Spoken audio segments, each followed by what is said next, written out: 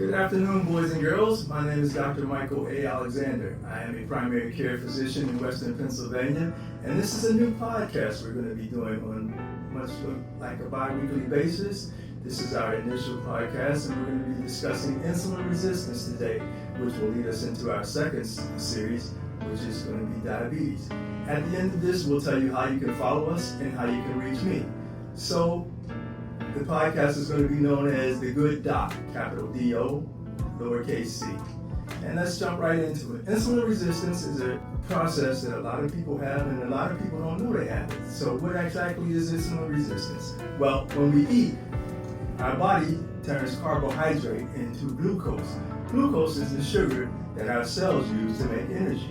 When this system works efficiently, we're vibrant, we're healthy, and we have a lot of energy. However, when the system doesn't work correctly, glucose accumulates in the bloodstream, thereby causing the pancreas, which is an organ in the body that makes a hormone called insulin. Insulin helps the cells uptake glucose.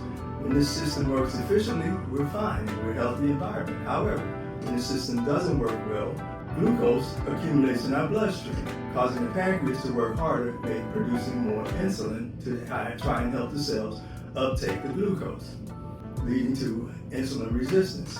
So let's talk about risk factors. What are the risk factors for insulin resistance? Well, first, a sedentary lifestyle. When we lay around and we don't get very much exercise, the body doesn't produce as much energy and we don't use glucose as efficiently. Another risk factor is smoking. Smoking produces inflammation, which inhibits the body's cells' ability to uptake glucose. Thirdly is sleep disorders, such as sleep apnea. Again, causing the body to not take up glucose efficiently and produce energy in the cells. Another risk factor is obesity, particularly around the midsection of the body, otherwise known as increased abdominal girth. Fat produces hormones that cause inflammation that inhibit the body's cells' ability to take up glucose. Another is hypertension, otherwise known as high blood pressure. Another risk factor is high cholesterol, lower HDL, which is your good cholesterol, and increase in LDL, which is the bad cholesterol, which I will come back to in a little bit.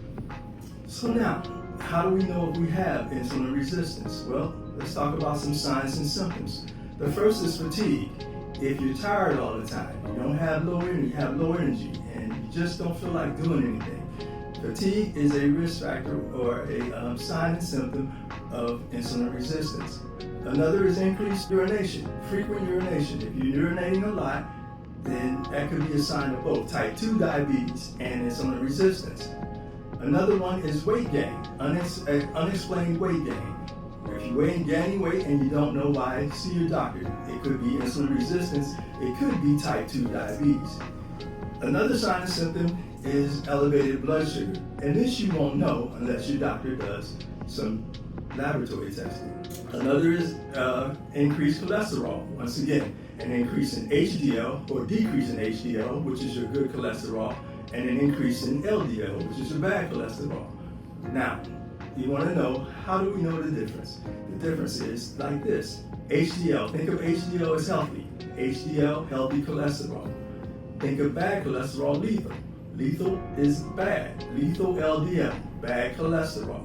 Another sign and symptom is skin changes. If you develop skin tags, and this is a picture, a photo of skin tags, or if you have velvety patches of skin found like this, as you can see in this person's axilla or armpit. These are commonly found in the armpit, the groin, and the neck. These are velvety patches of skin, otherwise known as acanthosis nigrans. Also, if you look closely here, you can see there's a skin tag there as well. Lastly, if you have numbness and tingling in the hands or feet are a classic sign for both insulin resistance and type 2 diabetes, otherwise known as neuropathy. So there we have some symptoms of insulin resistance. So how do you know if you have this? Well, there are some tests that your doctor can run. Your doctor may do what's called a fasting blood sugar, otherwise known as an FBS. This is a test where you fast or don't eat for 8 to 12 hours, and then your blood is drawn and the level of glucose in your blood is tested. Another test is an oral glucose tolerance test. This is a test where you go to the laboratory and you're giving a really sweet drink to drink, or really sweet syrup to drink, and your blood sugar is taken at different intervals in time. Another test that your doctor may do is a hemoglobin A1C. Hemoglobin A1C looks at the level of glucose in your blood over a 3-month period. So those are the tests that your doctor can do to determine whether you have type 2 diabetes or insulin resistance. So let's talk about some things that we can do to prevent both type 2 diabetes and insulin resistance. Sedentary lifestyle, get regular exercise. The 2 forms of exercise I recommend are walking and swimming. If you smoke, by all means stop smoking. See your doctor, see your pharmacist for smoke cessation aids. Sleep, a good restful night's sleep. Aim for 7 to 8 hours of peaceful, restful sleep. This will help reduce the incidence of insulin resistance and type 2 diabetes. Lose weight. A small weight loss of 7% in the body can reduce your chances of getting type 2 diabetes by about 62%, as well as insulin resistance. Diet is important. Get a diet that's green leafy vegetables and legumes such as beans. Stay away from processed foods. Stay away from sweets and sweet drinks. Patients ask me all the time, "Doc, what should I be drinking?"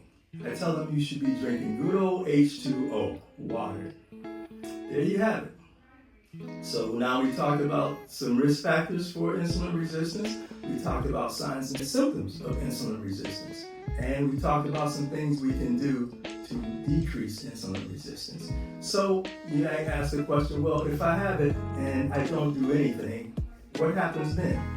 Uncontrolled insulin resistance can lead to 1. Type 2 diabetes, or a cluster of conditions known as metabolic syndrome, which is a cluster of conditions where organ systems in the body start to fail.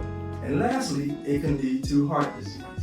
So there you have it, guys. There's a quick synopsis of insulin resistance. If you have any of these signs and symptoms, see your doctor for further testing. Thanks for your time. I'm again Dr. Michael A. Alexander. I'm found in Western Pennsylvania. My office is located in Ambridge, Pennsylvania. We're at 422 Merchant Street. Our phone number is 724-318-8793. You can follow us on Instagram, TikTok, and Facebook. You can also email me with conditions or topics that you would like us to discuss. You can email me at malex@5 star medical service service.com. Again, that's malex@5starmedicalservice.com. Thank you for your time, gang. Look for us again in about 2 weeks when we'll be discussing diabetes. Stay well, stay healthy, and remember, if you can't help someone, don't hurt them.